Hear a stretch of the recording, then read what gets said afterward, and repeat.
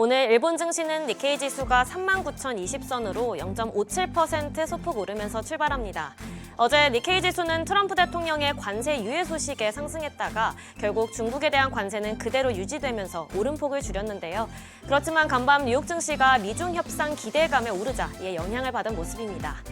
토픽스도 0.68% 상승했고요. 달러엔 환율은 154엔대로 오늘 문을 열었습니다. 그럼 지난 한 주간 일합개미의 거래 내역 살펴보시죠. 먼저 5위는 소프트뱅크 그룹입니다. 매수 5위인데요.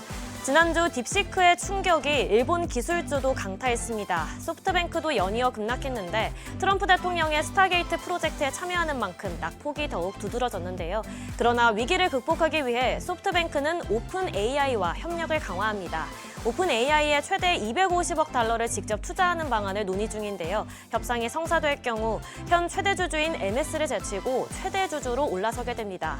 또한 오픈 AI와 합작 회사 설립에 이어 또 일본의 AI 인프라 구축에도 함께 나서는데요. 이처럼 밀착 행보를 이어가는 가운데 한편으론 도박이란 평가도 있습니다. 미국 실리콘밸리에선 소프트뱅크의 투자 타이밍이 한 박자 늦는다고 언급했는데요. 앞으로의 흐름 지켜보셔야겠습니다.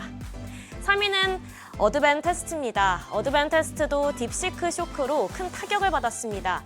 일본의 대표 반도체주인데다가 엔비디아의 칩 테스팅 서비스를 제공하는 만큼 낙폭이 컸는데요. 그러나 회사 측이 AI 반도체 검사 장비 수요가 지속해서 강력할 것으로 보면서 연간 영업이익 전망치를 37% 상향 조정했습니다. 이에 주가가 다시 반등하면서 일합개미도 거센 매수세 보였습니다. 마지막으로 1위는 미국 장기채 NYG ETF입니다. 일본은행이 지난달 열린 금융정책결정회의에서 추가 금리 인상을 결정했습니다. 이로써 정책금리가 0.5%가 되면서 17년 만에 최고치를 기록했는데요. 이에 일합개미가 엔화 강세를 예상하면서 매도 우위를 보인 것으로 풀이됩니다. 그러나 트럼프 대통령의 관세 조치로 리스크 회피 움직임이 강화되는 가운데 미국의 인플레이션 가속화에 대한 경계감으로 달러화가 강세를 보이면서 엔화가 여전히 약세인데요. 앞으로의 흐름 지켜보셔야겠습니다. 이어서 일본 증시에서 주목받은 뉴스들 살펴보겠습니다. 먼저 소프트뱅크가 오픈 AI와 함께 일본의 합작사를 신설합니다. 50대 50의 지분으로 참여하는데요. 이름은 SB 오픈 AI 재팬으로 두 회사의 이름을 모두 합쳤죠. 합작사는 향후 크리스털 인텔리전스라는 이름의 기업용 AI를 개발해서 기업별로 데이터를 집약해 고객 응대나 문서 작성 등 업무화를 자동화하거나 의사결정을 지원할 예정입니다. 소프트뱅크 자회사들이 먼저 도입하는데요. 오픈 AI의 이용료로 연간 4,500억엔을 지급할 계획입니다.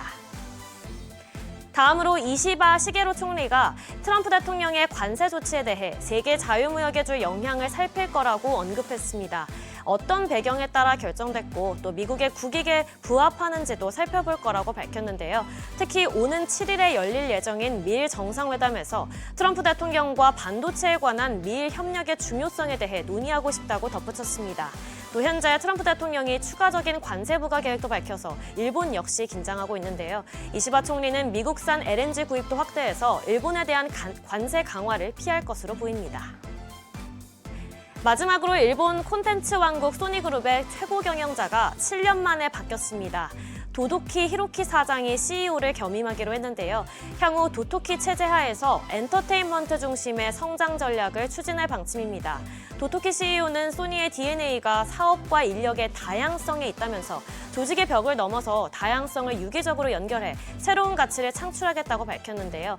이를 위해 게임과 영화, 또 음악 등 다방면의 투자에 박차를 가할 것으로 전망됩니다. 지금까지 일본 뉴스 전해드렸습니다.